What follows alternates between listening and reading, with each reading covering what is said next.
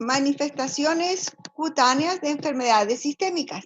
Hasta ahora hemos visto cómo enfermedades de la piel pueden afectar órganos internos, o hemos visto cómo algunos tratamientos pueden también se debe tener cuidado porque puede afectar órganos internos, ¿verdad? Entonces, ahora lo que vamos a ver son enfermedades internas que tienen manifestaciones en la piel, que pueden ser estas el inicio, la primera manifestación de las enfermedades, o pueden ser parte del cuadro clínico en general, independientemente del tiempo en que se presente.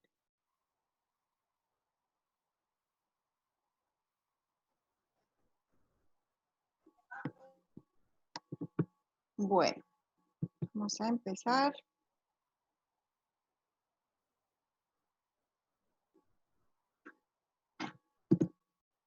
Esta clase, ahí me faltó poner la bibliografía, también está en el capítulo de Falabella. Es un resumen en realidad de este capítulo, excepto que vamos a ver un poquitito de decir que hay algunas cosas diferentes. Bueno, hablando del aparato digestivo, recordamos, por ejemplo, que la pigmentación amarilla de la piel, que se va a evidenciar más y sobre todo al inicio en las escleróticas, ¿no? En los globos oculares, la ictericia puede hablarnos de un cuadro de obstrucción de las vías biliares. Melanosis, que es la hiperpigmentación de la piel. Cuando vimos melasma, hice mucho hincapié en que el melasma no tiene un trasfondo de un trastorno hepático, pero eso no significa que cambios del color de la piel no puedan ser parte de otra enfermedad. El melasma no es parte de un trastorno hepático, pero a trastornos digestivos, hormonales que vamos a ver, o hepáticos, y en este caso la melanosis de la hemocromatosis, este trastorno también del metabolismo del grupo M, ¿verdad? De la hemoglobina. La presencia de arañas vasculares en la piel blanca muy expuesta al sol es muy frecuente, pero si aparecen múltiples arañas vasculares en forma rápida, sobre todo en el tórax superior, anterior, y en los hombros, en el cuello, tenemos que pensar en una hipertensión portal por hepatopatía crónica. Lentigos o manchas en la mucosa oral y también en los pliegues de las manos, en los codos, puede hablarnos de un síndrome de Peutz-Jeghers. Este síndrome tiene el compromiso intestinal con la presencia de pólipos intestinales, y estos eventualmente pueden malignizar. Un prurito crónico, descartando todas otras patologías que ya hemos visto, un prurito refractario a tratamiento, tiene que hacernos pensar la posibilidad de un cáncer interno, entre ellos un tumor del tubo digestivo. La ictericia también puede producir prurito, pero bueno, ahí el síntoma, el color va a darnos muy rápidamente el diagnóstico. El signo de Cullen, que es un exantema hemorrágico que se presenta alrededor en el abdomen, alrededor del ombligo. Esto se da en la pancreatitis hemorrágica. Claro que es un paciente en mal estado general, es un cuadro agudo, pero si es un paciente que le llega a ustedes, si están en la provincia, es un abdomen agudo, y al examinarlo evidencian ese exantema hemorrágico periumbilical, acuérdense de la posibilidad de una pancreatitis hemorrágica y pedir los laboratorios correspondientes y los exámenes para concluir en el diagnóstico. En la fiebre tifoidea puede presentarse un exantema, pero no es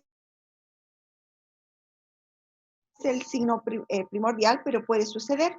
Y una dermatitis tipo con hiperpigmentación, con eritema, con escamas, sobre todo en las áreas de fotoexposición, puede ser asociado a esta hipovitaminosis, a la pelagra, sobre todo en pacientes alcohólicos. Sistema nervioso central. Acuérdense que la piel y el sistema nervioso central comparten gran parte de su formación, digamos así, en el ectodermo, ¿no? Entonces, muchas enfermedades genéticas tienen un componente dermatológico y neurológico. Por ejemplo, la esclerosis tuberosa, que presenta pápulas centrofaciales, manchas hipocrómicas, lanceoladas, que parecen como lunares, se llaman hojas en fresno también. La neurofibromatosis, con múltiples manchas café con leche y la presencia de neurofibromas, que les mostré una foto cuando veíamos nódulos. En realidad los neurofibromas no son de consistencia dura, en la apariencia son nódulos, pero a la palpación son blandos. El síndrome de Sturge-Weber, cuando se presenta un angioma plano craneofacial, y la presencia de fibromas laxos o de nevomelanocítico piloso en el trayecto de la columna, especialmente lumbosacra, puede ser acompañar a un meningocele o una espina bífida. Del sistema hematopoyético, en la anemia, vamos a ver palidez, puede haber alopecia, mencionamos la efluvio telógeno, el efluvio crónico en la mujer que presenta, en la mujer joven con menstruaciones muy abundantes que puede llevar a la alopecia. La coiloniquia, que es esa deformación de las uñas en forma cóncava, como cuchara, uñas en cuchara. La púrpura, la presencia de petequias y equimosis en una púrpura trombocitopénica. Y en las leucemias, en la piel ocasionalmente puede ser la primera manifestación con la presencia de pápulas y placas violáceas, así como también de petequias y equimosis. Enfermedades metabólicas. Tenemos a las porfirias con la presencia de ampollas en áreas fotoexpuestas e hipertricosis de las regiones malares. Gota, que se presenta con nódulos paraarticulares. Los xantomas, nódulos y pápulas amarillentos. Hay diferentes tipos de xantomatosis. La más frecuente es el xantoma eruptivo. La fenilcetonuria y la alcaptonuria son trastornos genéticos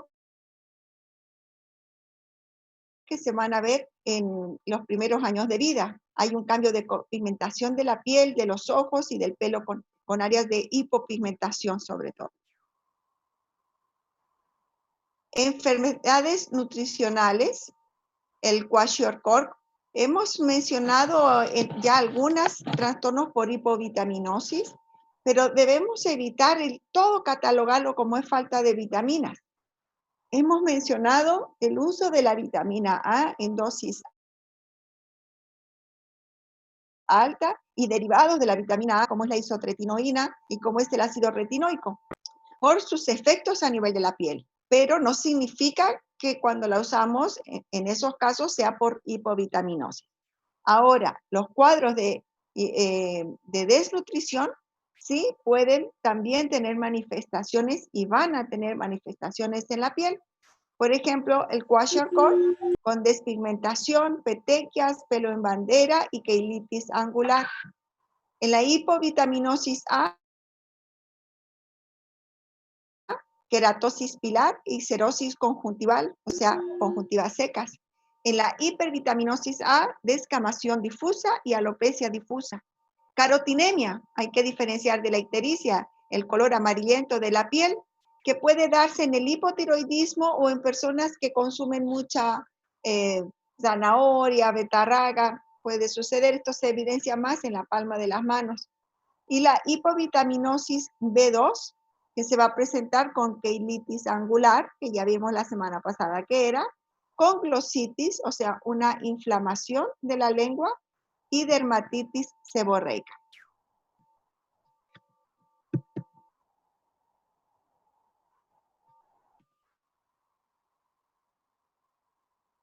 Hipotiroidismo, esto en las enfermedades endocrinológicas. En estas enfermedades las manifestaciones cutáneas pueden ser un cuadro muy inicial y llamar la atención, y es importante el pensar en ello para hacer los exámenes correspondientes o la derivación correspondiente. En el hipotiroidismo se va a presentar un mixedema generalizado y la piel va a ser bien indurada. Va a tener una alopecia difusa con el pelo seco y quebradizo, y va a tener ese paciente hipotiroideo la piel seca. En el hipertiroidismo, el mixedema se va a localizar en las regiones pretibiales. Puede presentarse vitiligo, y en el caso de la alopecia va a ser un pelo fino, un pelo también va a ser difusa, pero el pelo es muy delgadito. Y no necesariamente quebradizo como en el hipotiroidismo. Siempre que tengamos una alopecia difusa crónica, tenemos que pedir pruebas de función tiroidea, tenemos que pedir hierro sérico y hemograma. En la diabetes mellitus puede presentarse necrobiosis lipoídica, así como infecciones oportunistas y el pie diabético, que ustedes también ya conocen. El síndrome de Cushing puede presentarse con estrías atróficas. Puede suceder un paciente que tiene un Cushing primario, o puede ser un Cushing iatrogénico por corticoterapia. En la enfermedad de Addison puede haber pigmentación en pliegues de las manos y en la mucosa oral y en los labios. Muy bien, esas son lo más característico. Ahora, paraneoplasia significa que es la manifestación cutánea que puede presentarse antes, durante o después del desarrollo de una neoplasia interna. Hay que diferenciar de metástasis. Una metástasis cutánea, que puede haber, al hacer la biopsia, se va a evidenciar el origen del tumor. Entonces, va a ser, por ejemplo, metástasis de colon, un tumor de colon que va a estar en la piel. Eso es diferente. Paraneoplasia son entidades dermatológicas independientes que no, al hacer la biopsia, nos va, si es que la hacemos, por supuesto, se va a evidenciar el trastorno cutáneo, no de dónde viene el tumor maligno interno relacionado. ¿De acuerdo? Bueno, ¿cuáles son estas paraneoplasias? Acantosis nigricans, que es esa hiperpigmentación y el engrosamiento de la piel a nivel de las áreas de pliegue sobre todo. Hay una acantosis nigricans benigna que se asocia con un patrón genético. Es muy frecuente en las personas en nuestro país, en las personas que vienen del occidente, sobre todo cuando han aumentado un poco de peso, esa hiperpigmentación y engrosamiento a nivel del cuello y de las axilas sobre todo. En la acantosis nigricans, como paraneoplasia, ese engrosamiento de la piel sobrepasa el área de los pliegues. Ictiosis adquirida, esa expresión en la piel de escamas generalizadas, si se presenta en un adulto, entre las enfermedades o patologías que tenemos que descartar es un tumor interno. Claro que ya vimos la semana, al principio, cuando vimos tumores, hablamos del síndrome de César, que es una forma de micosis fungoide, que se presenta también como ictiosis adquirida, una farmacodemia. Hay varios diagnósticos diferenciales. Hipertricosis lanuginosa es una entidad muy rara, muy rara. Se presenta una,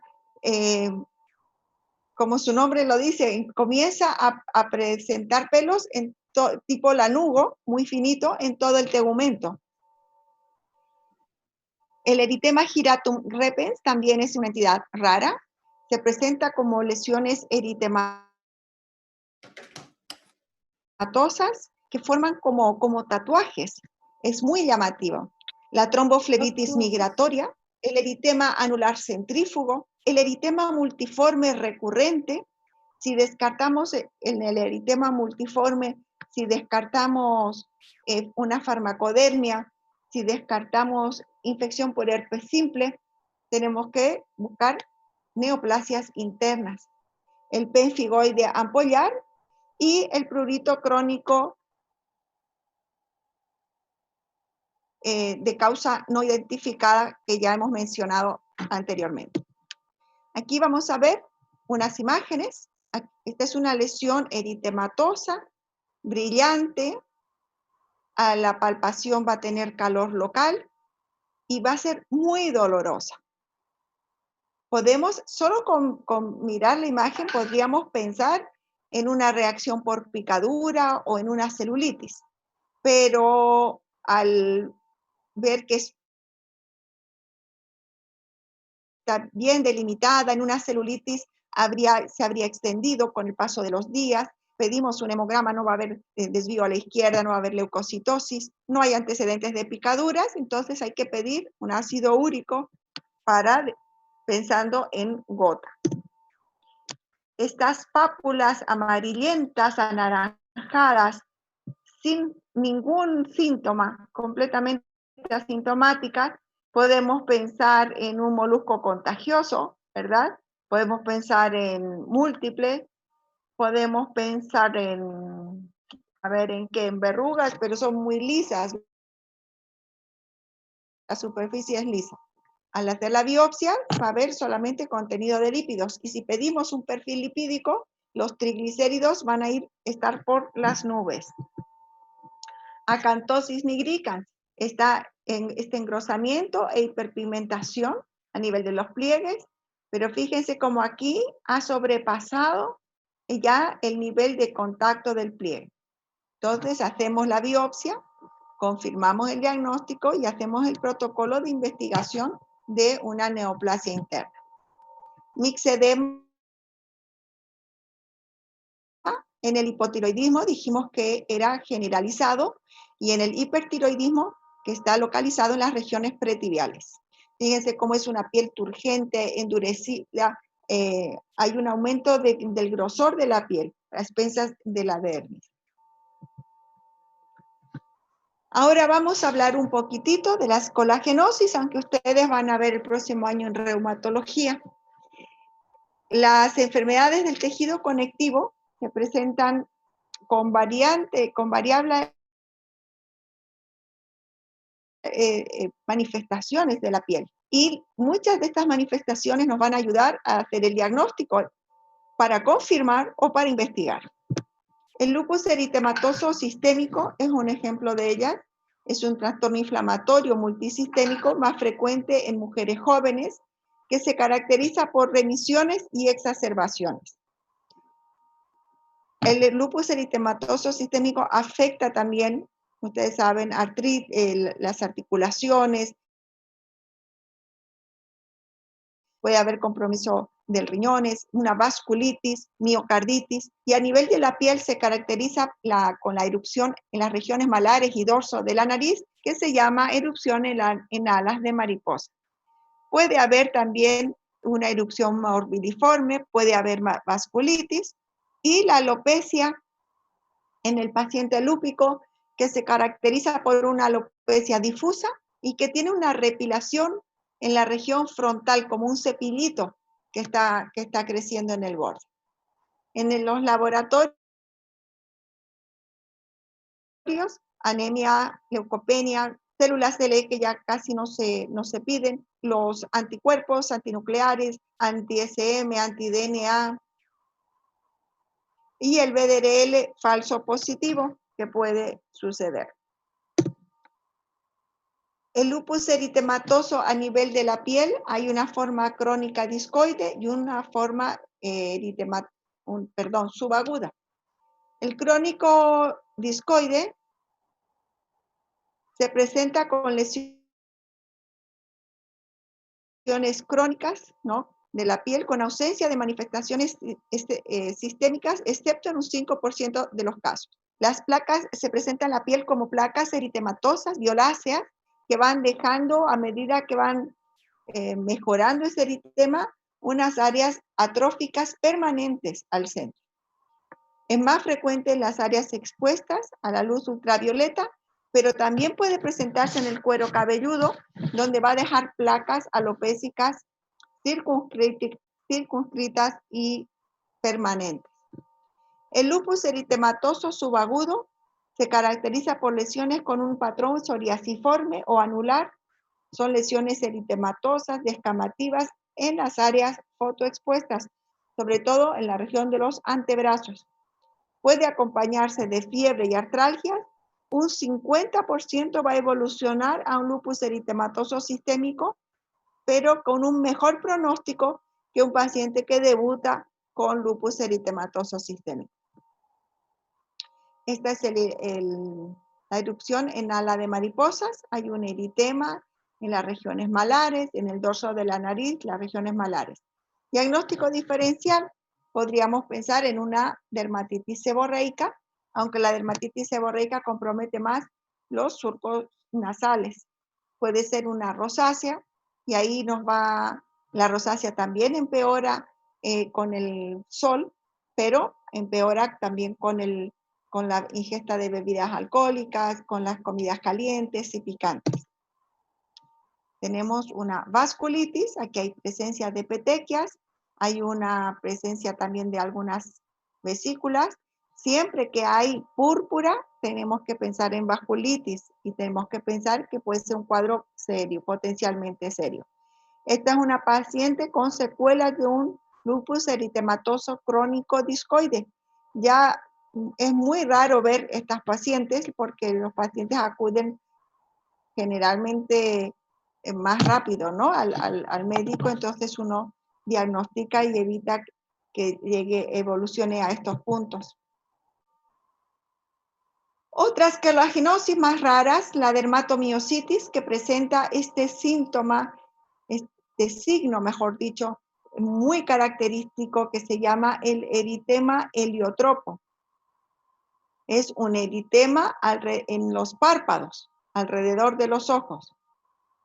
Y la esclerosis sistémica progresiva, que tiene bastantes manifestaciones en la piel. Hay una hiperpigmentación que puede alternar con áreas de acromía, que se llama aquí el signo de sal y pimienta. La piel se va a endurecer. La esclerosis, hay también esclerosis en placa, que son lesiones delimitadas, y la esclerodermia generalizada sin compromiso sistémico. Aquí la piel se va a endurecer y va a comenzar a tener las deformidades en la nariz y en la boca. Este tema, chicos, ustedes tienen que leerlo con mucho cuidado de su libro, o pueden leer también del libro de Harrison, de cualquier libro de medicina interna. Bueno, para terminar, vamos a hablar rápidamente de los indicadores cutáneos de SIDA.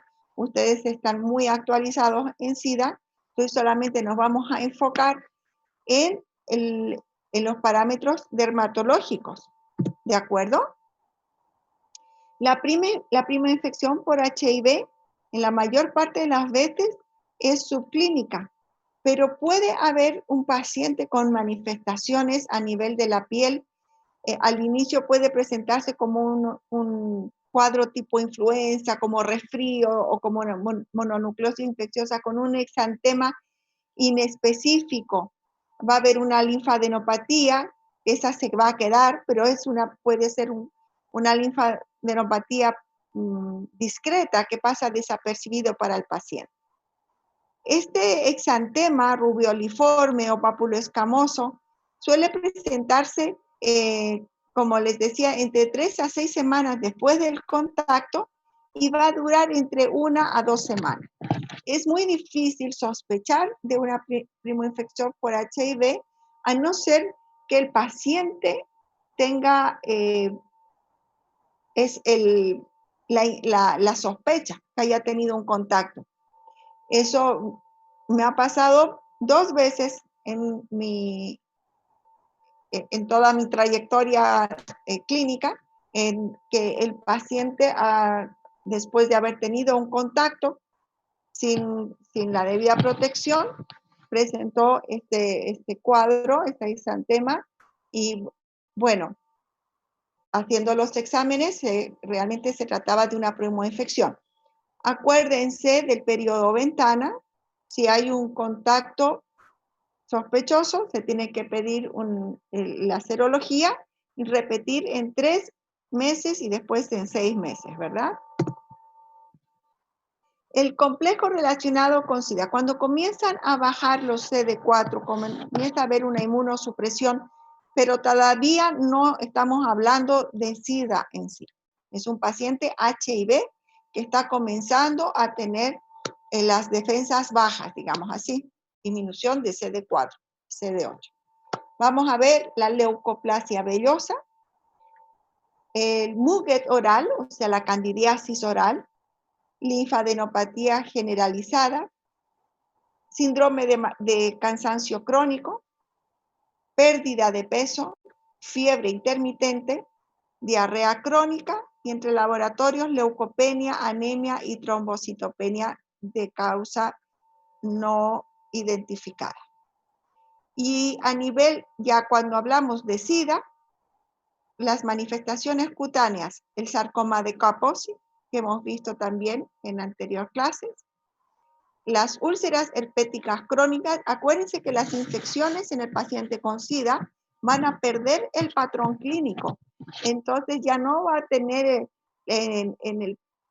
las lesiones, las vesículas tensas, confluentes, o el paciente con herpes zóster también no va a tener en forma unilateral, va a ser bilateral, va a tener tendencia a generalizarse.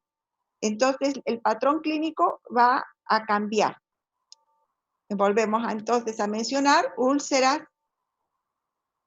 herpéticas crónicas, candidiasis orofaringea, dermatitis generalizada, por ejemplo, una dermatitis seborreica que sabemos que es recurrente, pero que es refractaria al tratamiento, una psoriasis, que también una psoriasis aguda o muy refractaria, o dependiendo la edad del paciente, moluscos contagiosos generalizados y la sarna noruega, ¿verdad? La sarna costrosa. El herpes zóster ya lo vimos, que sea recurrente o bilateral, angiomatosis basilar, erupciones medicamentosas en los pacientes con SIDA tienen mayor tendencia a tener, por ejemplo, síndrome de Dres, eritema multiforme. SIDA, siempre que estamos, sífilis, en un paciente con sífilis, siempre pedir HIV y viceversa. Paciente con HIV, siempre pedir VRL. Y las infecciones oportunistas en general. Aquí tenemos un paciente con un exantema inespecífico, morbiliforme, en una primoinfección, y aquí un exantema en el paladar. Esta es la leucoplasia vellosa, esta coloración blanquecina, como tiene una forma digitiforme, como prolongaciones, como dedos, ¿verdad? En los bordes laterales de la lengua, que luego van a subir al dorso de la lengua. Al pasar el bajalengua no se va a desprender como en la candidiasis. Esto es algo que está adherido. La sarna costrosa, creo que ya la vimos, sarcoma de Kaposi. Estas lesiones de color vino, violáceas.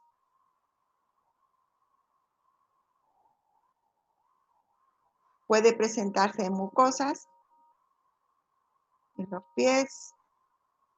Y las infecciones oportunistas, como en este caso una criptococosis. En estos pacientes el laboratorio nos va a confirmar el diagnóstico, hacer biopsias, hacer cultivos bacterianos y cultivos micológicos. En este paciente ya el paciente está en mal estado general, ¿verdad? Porque es un cuadro muy generalizado. Bueno, chicos, esto es lo que teníamos que revisar. Les encargo, por favor, que lean mucho, lean de su libro, busquen bibliografía y lean también de sus otros textos. Bien, aquí creo que hay preguntas.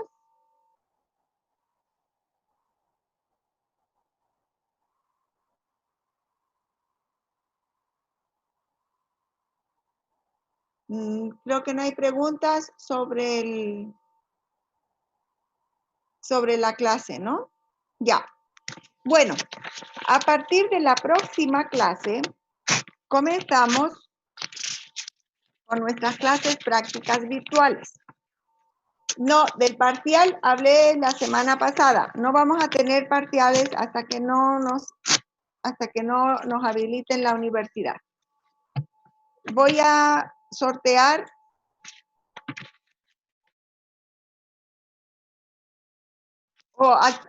alguien que quiera comenzar las prácticas, algún subgrupo, el A1, 2, 3.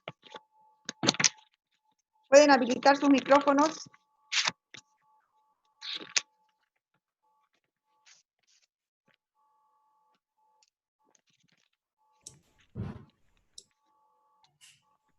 Las diapositivas que faltan. Sí, les mando ahora la clase anterior que no les mandé, disculpen, y ahora les voy a mandar esta también. Doctora, bueno, entonces, esta semana que viene solo va a pasar a un subgrupo la práctica en este horario. Sí, 2 subgrupos. Ok. 2 subgrupos. Vamos a pasar. Al principio pensaba que podríamos compartir la práctica con todo el curso, pero creo que tal vez no, va a ser más enriquecedor grupos pequeños. Eso vamos a hacer 2 semanas. Después, en la tercera semana, vamos allá y voy a invitar a todo el curso y se va a hacer una presentación. Vamos a hacer alguna presentación que ustedes la van a hacer en realidad, algún artículo, etc. ¿Ya? Porque quiero que se vayan familiarizando cómo va a ser los exámenes.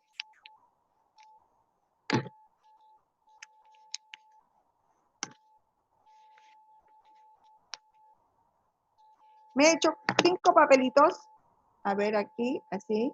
Aquí está, por ejemplo, el número 4.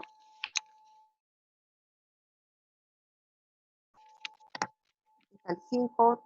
¿Se ve? ¿Dónde está? Ahí, ya. Entonces,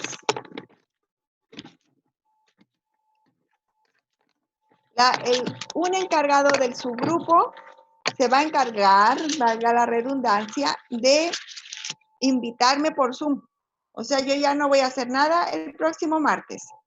Si ustedes no me hacen no me convocan, yo me doy libre. ¿Ya? Entonces, el primer grupo que va a las 6:30, el número 5. ¿Dónde está la cámara? Ahí. O sea, los últimos serán primero. El próximo martes, a las 18:30, el grupo A5 me va a mandar un mensaje para una invitación para Zoom. Tienen que estar todos presentes y tienen que habilitar sus cámaras. El que no habilite su cámara se tiene que retirar de la práctica. ¿De acuerdo? Así que a vestirse y peinarse. Van a ser prácticas de 40 minutos. O sea que a las 7:10, el siguiente grupo, Vamos a ver, voy a revolver. Número 2. El próximo martes a las 7:10, el grupo A2 tiene prácticas. Igual. Peinaditos, vestiditos, todos con sus cámaras abiertas. Me tienen que mandar la invitación. Me la pueden mandar a las 7:05, 19:05, los encargados del grupo. ¿Estamos? ¿Hay alguien de la 5 y de la 2 aquí? Ya, Rodrigo, muy bien. Entonces, el martes a las 6:30. Te encarga de convocar a tus compañeros. Del A2. Yo, doctora, del A2. ¿Dónde está? No te escuché. ¿Quién eres? Vilma. A2. A2. Vilma. Sí, Perfecto. Próximo martes, entonces, a las 7:10 con la práctica. Ya, doctora. Seguimos con nuestra... Oh, ¿dónde queda anotado? El subsiguiente martes. ¿Alguien me dice la fecha, por ejemplo, por favor? El próximo martes, ¿qué fecha es? 9 de septiembre. 8. ¿Ah? 8, doctora. Primero de septiembre es el próximo martes y el 8. siguiente el 8, doctora. A ver, el próximo martes, ¿qué día es? No. El siguiente martes es 1 de septiembre. Ya. El subsiguiente es 8 de septiembre. Perfecto. Entonces, A5 y A2, el 1 de septiembre. Uh-huh. Ahora, ¿a quién le tocará? Aquí, a ver. El 3, a las 6:30 de septiembre, 6:30 a 3. ¿Quién está de la 3?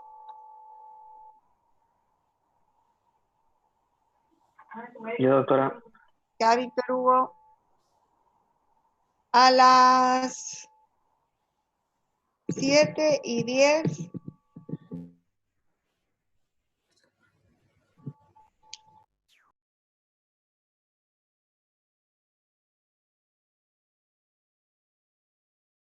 Práctica, algún temario que la Todo, pasemos, que nos nada. pasen. Ya, bueno, pero repasen sobre todo semiología. Lesiones elementales, semiología.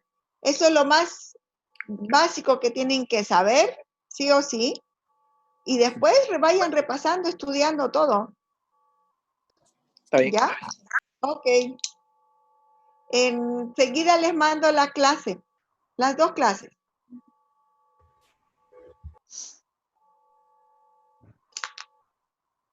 Hasta luego. Buenas noches. Hasta luego, doctora.